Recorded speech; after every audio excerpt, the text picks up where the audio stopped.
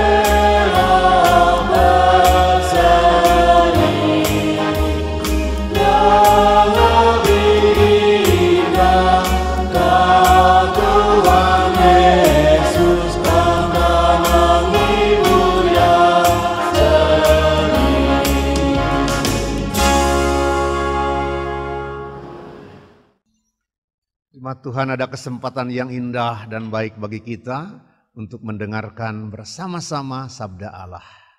Bacaan Sinodal GKP hari ini mengajak kita membaca kitab Kejadian 32 ayat 22 sampai 32.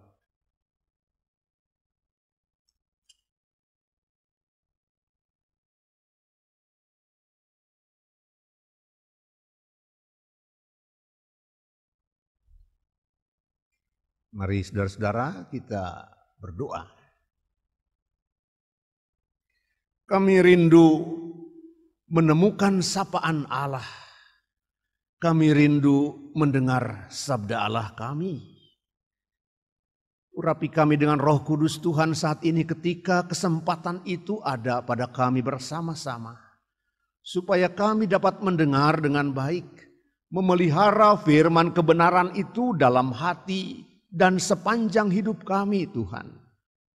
Inilah kami yang rindu mendengarkan sabda-Mu Bapa di dalam Tuhan Yesus Kristus. Amin. Saya bacakan bagi kita sekalian Kejadian 32 ayat 22 sampai 32. LAI memberi judul perikop ini, Pergumulan Yakub dengan Allah. Pada malam itu Yakub bangun dan ia membawa kedua istrinya, kedua budaknya perempuan dan ke-11 anaknya dan menyeberang di tempat penyeberangan sungai Yabok. Sesudah ia menyeberangkan mereka, ia menyeberangkan juga segala miliknya. Lalu tinggallah Yakub seorang diri dan seorang laki-laki bergulat dengan dia sampai fajar menyingsing. Ketika orang itu melihat bahwa ia tidak dapat mengalahkannya, ia memukul sendi pangkal paha Yakub, sehingga sendi pangkal paha itu terpelecok ketika ia bergulat dengan orang itu. Lalu kata orang itu, "Biarkanlah aku pergi, karena fajar telah menyingsing." Sahut Yakub, "Aku tidak akan membiarkan engkau pergi, jika engkau tidak memberkati aku." Bertanyalah orang itu kepadanya, "Siapakah namamu?" Sahutnya, "Yakub." Lalu kata orang itu, "Namamu tidak akan disebut lagi Yakub, tetapi Israel. Sebab engkau telah bergumul melawan Allah dan manusia dan engkau menang." Bertanyalah Yakub, "Katakanlah juga namamu." Tetapi sahutnya, "Mengapa engkau menanyakan namaku?" Lalu diberkatinyalah Yakub di situ. Yakub menamai tempat itu Peniel, sebab katanya, "Aku telah melihat Allah berhadapan muka, tetapi nyawaku tertolong." Lalu tampaklah kepadanya matahari terbit ketika ia telah melewati Peniel dan Yakub pincang karena pangkal pahanya. Itulah sebabnya sampai sekarang orang Israel tidak memakan daging yang menutup sendi pangkal paha, karena dia telah memukul sendi pangkal paha Yakub pada otot pangkal pahanya. Berbahagialah orang yang mendengarkan firman Allah dan yang memeliharanya di dalam hidupnya. Terpujilah Tuhan. Haleluya.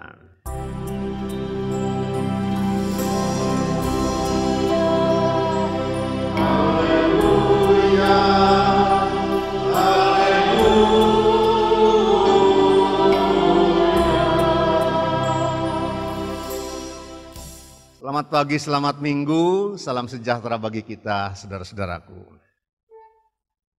Saudara-saudara yang dikasihi Allah, kita datang ke gereja.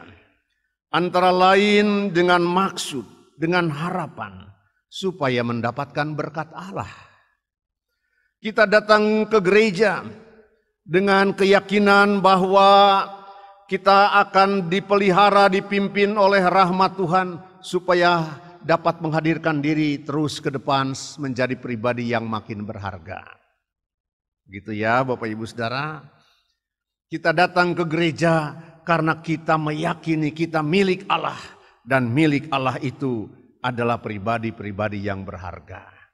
Kalau saya merasa belum berharga, saya datang ke gereja supaya dengan pertolongan dan pimpinan Tuhan ke depan saya bisa makin menjadi sosok yang berharga. Bagian dari keluarga yang makin berharga, bagian dari persekutuan yang makin berharga, dan bagian dari masyarakat negeri ini yang makin berharga.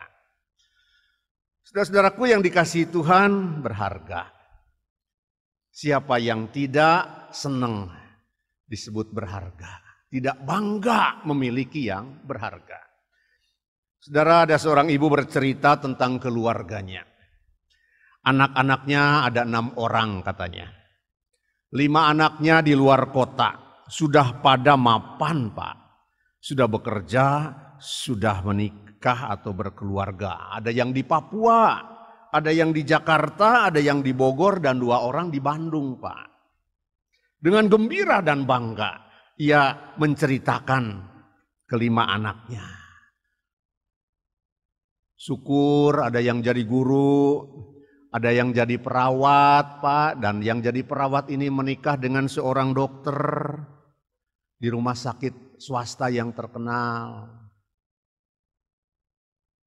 2 orang menjadi pegawai negeri, yang 1 orang menjadi pengusaha atau membuka toko barang-barang elektronik dan percetakan katanya. Cucu kami dari 5 orang anak saya ini ada 9 Pak, puji Tuhan. Kantun hiji deui Pak. Tinggal seorang lagi katanya Pak. Si pangais bungsu. Pangais bungsu ya. Maksudnya yang kedua dari bungsu ya. Kantun hiji deui Pak. Laki-laki pangais bungsu. Lalaki deui. Laki-laki lagi katanya. Dengan mimik yang sedih. Kurang senang. Nu ieu mah cacing calang Pak. Ada saja ya Pak, di banyak keluarga yang menjadi cacing calang. Bapak Ibu cacing calang tahu? Sebagian besar tahu ya. Kalau kita punya ayam bertelur 11 butir atau 12 butir misalnya ya, 11 butir. Terus dierami telur-telur itu, menetas. Menetasnya hanya 10. Ada 1 yang enggak menetas. Itu namanya cacing calang. Kita ambil, kocelok-kocelok, oh ada bunyi ya. Atau kita ambil hitam. Kalau warnanya hitam, hati-hati Bapak Ibu Saudara, busuk gitu. Itu cacing calang. Saudara-saudaraku, salah siapa ya kalau telur cacing calang? Salah ayamnya? Salah telurnya? Salah pemiliknya? Gak perlu itu. Yang jelas mungkin cacing calang itu karena gak sempat dibuahi ya dulu. Waktu proses menjadi keluar jadi telur. Atau bisa juga ketika dierami kena goncangan. diganggu merengku ucing, atau juga mungkin kena air hujan gitu ya, telur itu. Saudara-saudara dalam Tuhan, saya berkata kepada ibu itu, wah tidak juga begitu Bu, jangan sebut anak kita cacing calang. Kan tiap orang, tiap anak mungkin beda peruntungannya, beda jalan hidupnya. Tak perlu saling menyalahkan. Karena bukan 100%, terutama salah yang bersangkutan, tidak bisa begitu. Bu, saya dengar yang mengantar ibu kemarin pergi ke bank, dia ya Bu? Mohon Pak. Pasti Bu ya. Yang manggilin tukang listrik, yang beli obat, yang mengantar ibu ke gereja, kan bukan orang yang dari Papua Bu. Dan yang menemani ibu di rumah setiap hari, terutama kan bukan yang dari Jakarta, bukan yang anak ibu yang dari Bogor kan Bu. Iya Pak, mohon Pak. Dia juga suka diminta tolong sama tetangga, minta tolong ini itu, dan anaknya sih syukur mauan Pak. Nah karena itu Bu, jangan sebut dia cacing calang. Tidak tepat. Karena cacing calang itu berarti gagal total. Tak berguna sama sekali. Busuk, layak dibuang. Enggak begitu kan? Saudara-saudaraku dalam Tuhan, Yakub hadir di keluarga Bapak Ishak dan Ibu Ribka. Di mata sang ayah Ishak, Yakub seperti si cacing calang. Kurang berharga, kurang sesuai dengan harapan anak yang satu ini. Tubuhnya lemah, tidak seperti abangnya Esau yang kuat, yang kekar, yang perkasa. Yang satu ini tinggalnya di rumah, di kemah, masak, jaga rumah, bersih-bersih. Tidak seperti Esau yang pandai berburu, yang membanggakan. Esau itu seperti hero, calon penguasa yang bisa mengalahkan musuh-musuhnya. Kebanggaan zaman itu dengan otot-otot yang kekar, keberanian yang besar. Dan penulis cerita ini kepada si cacing calang menaruh nama Yakub. Artinya pemegang tumit. Tak mau mengalah pemegang tumit itu. Mau keluar duluan. Cerewet, banyak omong, penipu lagi. Itu si Yakub, si cacing calang. Saudara-saudaraku yang dikasihi Tuhan, tapi seperti apa yang dikatakan pada bacaan kita ayat ke-28 mengatakan namamu tidak akan disebut Yakub lagi, tetapi Israel. Sebab engkau telah bergumul dan berjuang melawan Allah dan manusia, dan engkau menang. Luar biasa Bapak Ibu Saudara. Israel artinya pahlawan Allah. Pahlawan Allah artinya pahlawan bagi Allah. Pahlawan menurut Allah. Yang telah melakukan segala perkara sesuai dengan maunya Allah, kehendak Allah, harapan Allah, cita-cita Allah. Siapa Bapak Ibu Saudara pahlawan-pahlawan Allah? Orang seperti apa sih pahlawan Allah itu? Apakah yang hero, yang kekar? Begitu? Bukan itu ukurannya. Yakub dikatakan pahlawan Allah, ditetapkan sebagai pahlawan Allah. Atau supaya ia dapat menjadi pahlawan Allah. Karena Allah ingin menjadikan Yakub berharga dan menjadi berkat. membawa berkat bagi sesama.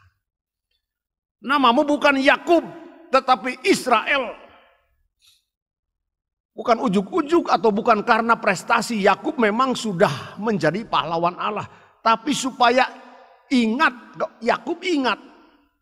Hidupnya ke depan menjadi pahlawan Allah. Menjadi sumber berkat yang membawa berbagai-bagai kebaikan. Supaya engkau ingat siapa engkau dulu.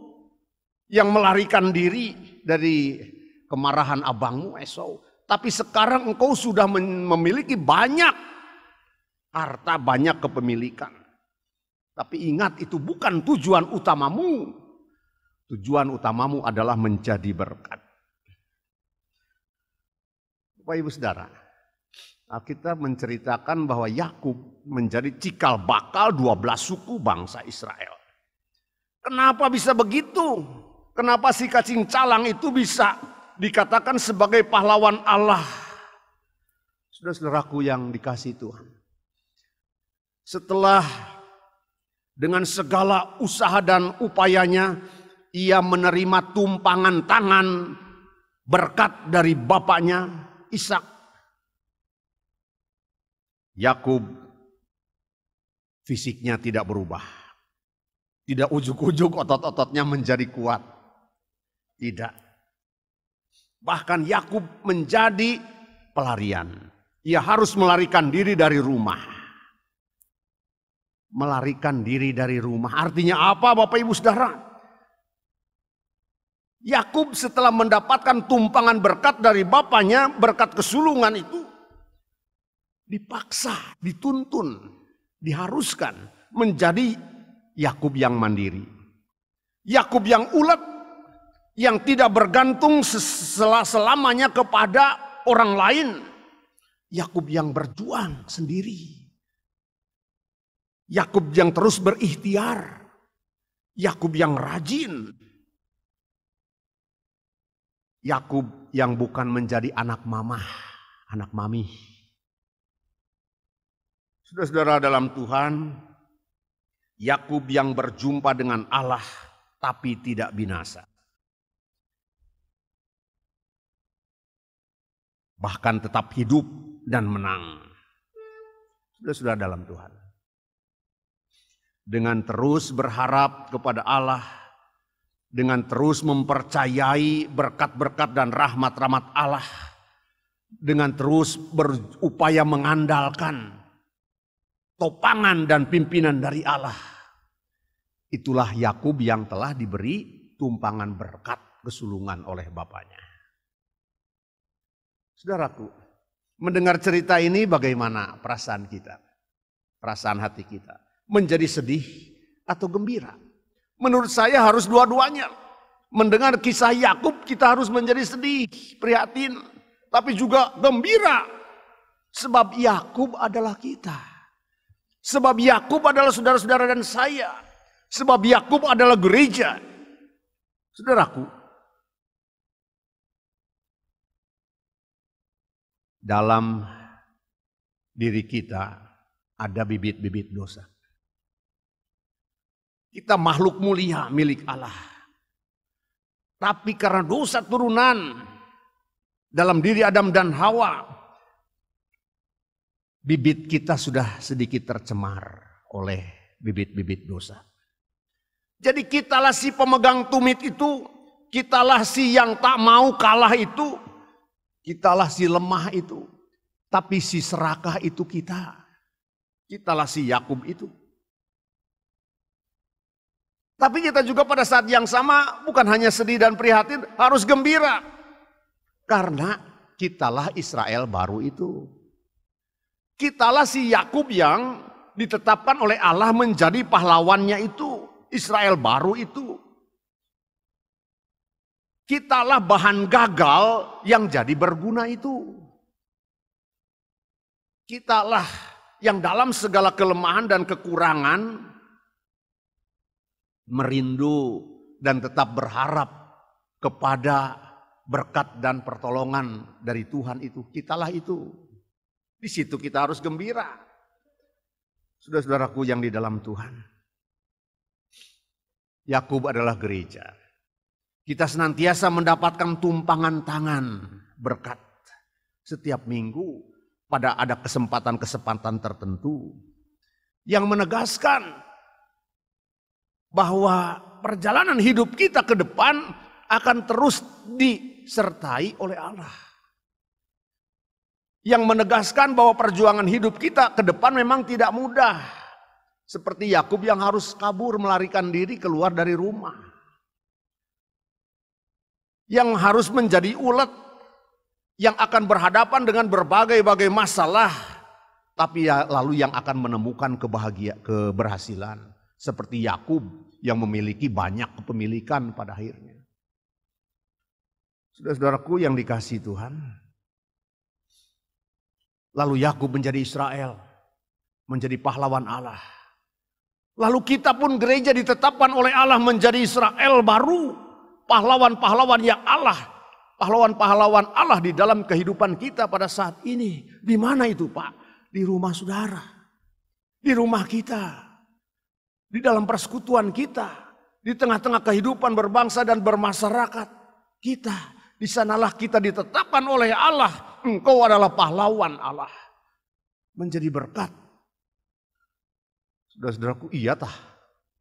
Betul kata Allah. Namamu bukan lagi Yakub, tetapi Israel. Pertanyaannya Bapak Ibu Saudara yang harus dan diajak kita renungkan. Seberapa kadar Israel baru.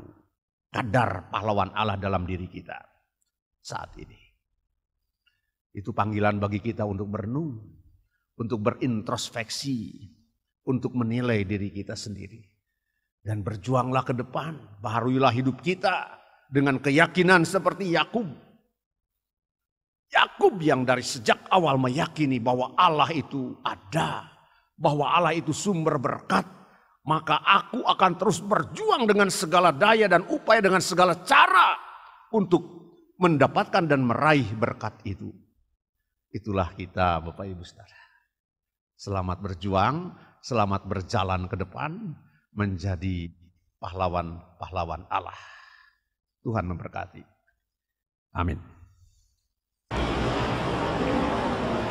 Kami Penatua Gereja Kristen Pasundan Cideres mengucapkan selamat hari Minggu. Tuhan Yesus memberkati.